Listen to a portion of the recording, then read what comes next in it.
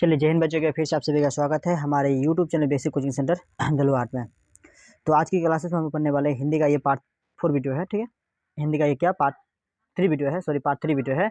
इससे पहले यदि पार्ट 1 और पार्ट 2 वीडियो नहीं देखे हैं तो जाके जरूर देखें, क्योंकि पार्ट 1 और पार्ट 2 में जो है मोस्ट इंपोर्टेंट क्वेश्चन और पार्ट 3 में सारे के सारे क्वेश्चन जो मोस्ट इंपोर्टेंट क्वेश्चन है, एक भी क्वेश्चन को आप स्किप नहीं कर सकते या मिस नहीं कर सकते। सारे के सारे क्वेश्चन बहुत ही महत्वपूर्ण क्वेश्चन है, इसलिए आपसे गलती से छूट गया है, आपने नहीं देख पाया है तो जाके प्लेलिस्ट में जाइए और जाके वहाँ जरूर देखें, सारे के सारे मोस्ट इंपोर्टेंट क्वेश्चन है। तो चलिए आज की क्लास को शुरू करते हैं। उससे पहले आप लोगों से आग्रह, यदि आप मेरे चैनल को पर जो पहली बार विजिट किए हैं तो चैनल को सब्सक्राइब जरूर करें, लाइक करें, कमेंट करें, क्योंकि आपको जो यहाँ क्लास 10 और क्लास 12 जो है, क्लास 10 और क्लास 12 जो है मतलब का प्रत्येक जो है, ठीक है, मोस्ट इंपोर्टेंट क्वेश्चन सब्जेक्टिव चाहे ऑब्जेक्टिव दोनों प्रकार के क्वेश्चन मिलेंगे। चलिए पहला क्वेश्चन हो गया आज का, बांग्ला लिपि जो प्राचीन लिपि बांग्ला लिपि प्राचीन नागरी लिपि की है। जो बांग्ला जो लिपि है प्राचीन नागरी लिपि की क्या है? ठीक है, पुत्री है, बहन है, भागिनी है, बहू है। तो ऑप्शन जो बी है बिल्कुल सही जवाब है, बहन है। क्या है? बहन है। अगला क्वेश्चन हो गया क्वेश्चन नंबर 52, जो मराठी भाषा की लिपि कौन सी है? मराठी भाषा की जो लिपि है कौन सी है? मराठी भाषा जो है उसकी जो लिपि है कौन सी है? ठीक है, ब्राह्मी है, नंदी नागरी है, अक्षर कथा है। ठीक है, ऑप्शन जो सी है बिल्कुल सही जवाब है, अक्षर कथा। ठीक है, तो क्वेश्चन कौन सा हो गया? अक्षर कथा हो गया। ठीक है, क्वेश्चन नंबर 53 हो गया। क्वेश्चन नंबर 53 देखते हैं। क्वेश्चन नंबर 53 में कहा गया है सिद्धम क्या है? जो क्वेश्चन नंबर 53 है, सिद्धम जो है आखिर क्या है? सिद्धम क्या है? ठीक है, तो मंत्र है, एक सिद्धि योगी है, साधु है, एक प्रकार की लिपि है। जो सिद्धम क्या है? एक प्रकार की लिपि है। ऑप्शन जो डी है सही जवाब है। ठीक है, एक प्रकार की क्या है? एक प्रकार की लिपि है। चलिए क्वेश्चन नंबर कितना दिया है? क्वेश्चन नंबर 54 में किसे देवनागरी की संज्ञा, किसे जो है देवनागरी की संज्ञा दी गई है? किसे देवनागरी की संज्ञा दी गई है? क्वेश्चन नंबर 54, किसे देवनागरी की संज्ञा दी गई है? प्रयाग को, काशी को, मथुरा को या उज्जैन को? ठीक है, ऑप्शन जो बी है बिल्कुल सही जवाब है, काशी को। ठीक है, 54 का कितना गया? जो किसको?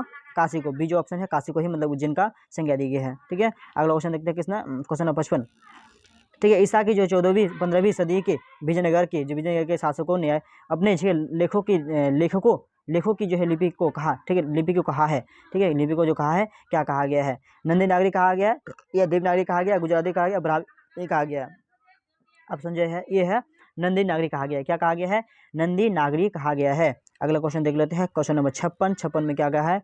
पहला क्वेश्चन है हिंदी लिखी जाती है, जो हिंदी भाषा होती है लिखी जाती है। ठीक है, हिंदी भाषा लिखी जाती है देवनागरी लिपि में। ठीक है, ऑप्शन जो ये है बिल्कुल सही जवाब है, देवनागरी लिपि में जो हिंदी भाषा लिखी जाती है देवनागरी लिपि भाषा में ही लिखी जाती है। ठीक है, चलिए अगला क्वेश्चन में चलते हैं। लिपि में अगला क्वेश्चन है 57वां क्वेश्चन, नागरी लिपि कब, ठीक है, कब एक जो है क्या सार्वदेशिक जो है लिपि थी? नागरी लिपि जो है कब एक सार्वदेशिक, ठीक है, मतलब लिपि थी? ऑप्शन जो है कितना? 15वीं सदी में ईसा, ठीक है, ईसा पूर्व काल में, या 8वीं 11वीं सदी में, तो या कभी नहीं। ठीक है, 8वीं 11वीं सदी में। ऑप्शन जो बी क्या है? सी है बिल्कुल सही जवाब है, 8वीं 11वीं सदी में, 8वीं 11वीं सदी में। चलिए अगला क्वेश्चन, गुना का मूल्य का जो जन्म कब हुआ था? जो गुना का मूल्य है उसका जो जन्म हुआ था कब हुआ था? गुना का मूल्य जो उसका जन्म हुआ था कब हुआ था? 1935 ईस्वी में, 1936 ईस्वी में, 1937 ईस्वी में, 1938 ईस्वी में। तो 1900 कितना? 1935 ईस्वी में। ठीक है, 1935 ईस्वी है, ये ऑप्शन जो ए है बिल्कुल सही जवाब है।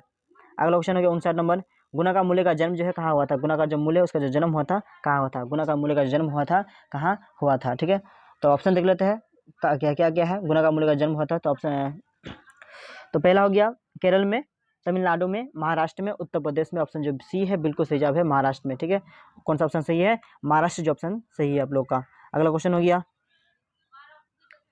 ठीक है, परमार शासक भोज, ठीक है, परमार शासक भोज कहाँ के रहने वाले थे? परमार जो है शासक भोज जो है कहाँ के रहने वाले थे? परमार शासक जो भोज है कहाँ के रहने वाले थे? क्वेश्चन नंबर 60 हो गया, देखते हैं धारा, ठीक है, नगरी के या मेवाड़ के या कन्नौज के या ठीक है अमजेर के? तो क्या होगा? धारा नगरी के। ऑप्शन जो ए है बिल्कुल सही जवाब है, धारा नगरी के। अगला क्वेश्चन देखते हैं, गुप्तों की राजधानी को क्या कहा जाता है? जो गुप्त है उसकी जो राजधानी को कहा जाता है क्या कहा जाता है? गुप्तों की राजधानी को कहा जाता है पाटलिपुत्रम या कुसुमपुर या बिलासपुर या देवनगर। ठीक है, तो ऑप्शन हम लोग के जो डी जो बिल्कुल सही जवाब है, देवनगर कहा जाता है। क्या कहा जाता है? देवनगर कहा जाता है। ठीक है, क्या कहा जाता है? देवनगर कहा जाता है।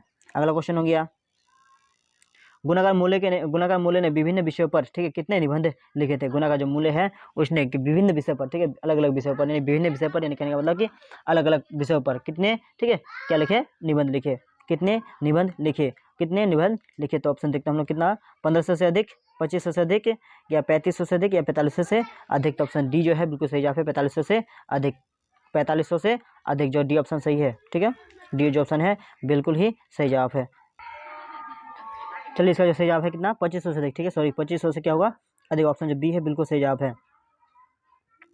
अगला क्वेश्चन हो गया, भारतीय लिपियों की जो कहानी, भारतीय लिपियों की कहानी किसकी प्रसिद्ध रचना है। भारतीय लिपियों की जो कहानी है किसकी प्रसिद्ध रचना है। ठीक है, गुणाकार मूल्य की, ठीक है, नलिन बच्चू शर्मा की, महादेवी वर्मा की, या सुमित्रानंदन पंत की। ठीक है, तो ऑप्शन जो ये है गुणाकार जो मूल्य है, ऑप्शन जो ये बिल्कुल सही जवाब है, गुणाकार मूल्य की। अगला क्वेश्चन देखते हैं, इस्लामी शासक का जो है आरंभ काल था, जो इस्लामी शासक है उसका जो आरंभ काल था क्या था, 12वीं सदी से, ठीक है, 12वीं सदी से, 13वीं सदी से, 14वीं सदी से, या 15वीं सदी से। तो ऑप्शन जो है कितना, 12वीं सदी से। ऑप्शन जो ये है बिल्कुल सही जवाब है, 12वीं सदी से।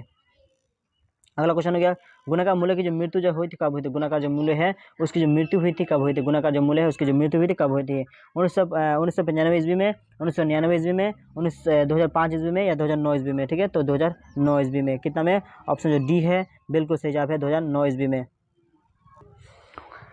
नागरी लिपि के प्राण, ठीक है, क्या आरंभिक, नागरी लिपि के आरंभिक लेख हमें क्या मिलते हैं। ठीक है, नागरी लिपि के आरंभिक काल में, ठीक है, आरंभिक लेख में, यानी लेख हमें कहाँ मिलते हैं, ये जो मिलते हैं हमें कहाँ मिलते हैं। तो चलिए ऑप्शन देख लेते हैं, पूर्वी भारत में, पश्चिमी भारत में, या दक्षिणी भारत में, या उत्तरी भारत में। तो ऑप्शन जो क्या होगा, ठीक है, तो पूर्वी भारत पहला ऑप्शन जो क्या, पूर्वी भारत। दूसरा जो कहा गया है कितना, पश्चिमी भारत, दक्षिणी भारत, उत्तरी भारत। तो दक्षिणी जो भारत है बिल्कुल सही जवाब है, जो सी है बिल्कुल सही जवाब है। दक्षिण भारत के ही लोग, मतलब दक्षिण भारत में ही सब मिलते थे। बेतमा दानपत्र किसका समय था। जो बेतमा दानपत्र है ये किसका समय है। बेतमा जो दानपत्र है, ठीक है, ये किसका समय है। ठीक है, बेतमा दानपत्र किसका मतलब ये है। ठीक है, तो क्वेश्चन नंबर कितना है, 67 है। ऑप्शन देख लेते हैं, ऑप्शन हो गया हम लोग का पहला, तो 1020, 1021, 1022, 1023। ऑप्शन जो ये है बिल्कुल सही जवाब है 1020 में। कितना में, 1020 में।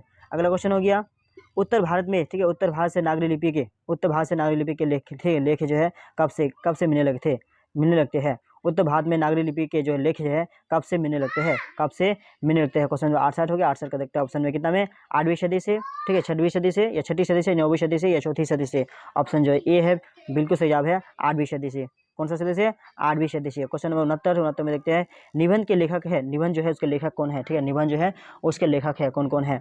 तो निबंध के लेखक गुणाकार मूल्य हो गया, आज्ञा हो गया, पंत हो गया, प्रशांत हो गया। ठीक है, तो क्या हो गया, गुणाकार मूल्य हो गया। कौन हो गया, गुणाकार मूल्य। ऑप्शन जो ये है बिल्कुल सही जवाब है। अगला क्वेश्चन देखते हैं, 70 नंबर क्वेश्चन। तो तमिल जो है, तमिल मलयालम, ठीक है, तेलुगु कन्नड़ भाषा है। जो तमिल है, मलयालम है, तेलुगु और कन्नड़ जो भाषा है किसमें, उत्तर भारत की है, या पश्चिम भारत की है, या पूर्वी भारत की है, या दक्षिण भारत की है। तो ऑप्शन जो है ये दक्षिण भारत की। ऑप्शन जो डी है बिल्कुल सही जवाब है, दक्षिण भारत की है। कहाँ की है ये, दक्षिण भारत की है। चलिए अगला क्वेश्चन नंबर 71 देख लेते हैं, रामायण की रचना किस भाषा में हुई थी। जो रामायण है उसकी जो मतलब रचना हुई थी किस भाषा में हुई थी। तो संस्कृत पहला ऑप्शन हो गया, संस्कृत। दूसरा हो गया हिंदी, तीसरा हो गया उर्दू, चौथा हो गया अंग्रेजी। तो इसमें से क्या हो गया, संस्कृत जो है सबसे मतलब राइट ऑप्शन है। ठीक है, ऑप्शन जो ये है बिल्कुल सही जवाब है, संस्कृत, क्योंकि जो भाषा में से संस्कृत भाषा जो है सबसे पुरानी भाषा है। ठीक है, अगले क्वेश्चन में देखते हैं, नागरी लिपि शीर्षक पाठ साहित्य, ठीक है, कौन सी जो है क्या विद्या है। ये जो है कौन सी विद्या है। तो क्या साक्षात्कार है, या निबंध है, या भाषण है, या कहानी है। ऑप्शन जो बी है बिल्कुल सही जवाब है, निबंध है। क्या है, निबंध है। अगला क्वेश्चन हो गया, नागरी लिपि, ये क्वेश्चन हो गया है। ठीक है, क्वेश्चन नंबर जो है सॉरी, नागरी लिपि शीर्षक पाठ साहित्य की जो है कौन विद्या है। ठीक है, ये जो एक प्रकार का क्या है, निबंध है। क्या है, एक प्रकार का निबंध है।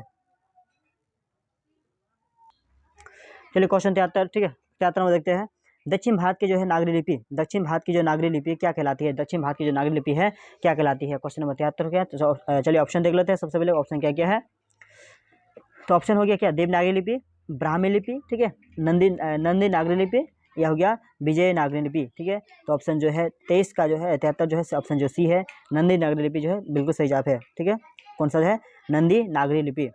अगला क्वेश्चन गया, 10वीं 11वीं सदी में 10वीं 11वीं सदी में भारत 10वीं 11वीं सदी में किस रचना ने भारत यूरोप के बीच जो है व्यापार संबंध के बारे, ठीक है, बारे में बताया है। 10वीं 10वीं 11वीं सदी में किस रचना ने भारत, ठीक है, भारत यूरोप के बीच जो है व्यापार संबंध, ठीक, व्यापार संबंध के बारे में बताया है। किस संबंध के बारे में? जो व्यापार संबंध है, व्यापार संबंध के बारे में बताया है। तो ऑप्शन देख लेते हैं क्या क्या है, ठीक है। अकबरनामा, शाहनामा, ठीक है, या पदनामा, ठीक है, अकबरनामा, शाहनामा, पदनामा, या राम, ठीक है, मतलब रामचरित्र, ठीक है, रामचरित्र क्या मानस, ठीक है। ऑप्शन जो कितना हो गया 74 जो है, जो पदनामा जो है, ठीक है, ऑप्शन जो है क्या पद्मावत जो है ऑप्शन सही है। पद्मावत जो है ऑप्शन सही है। पद्मावत जो ऑप्शन सी जो है सही है, सॉरी, पद्मावत, ठीक है।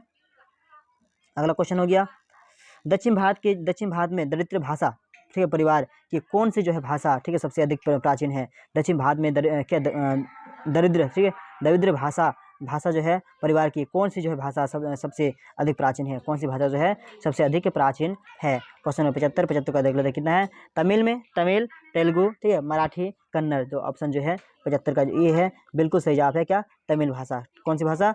तमिल भाषा। अगला क्वेश्चन हो गया, ठीक है, सहपाद की कृति है।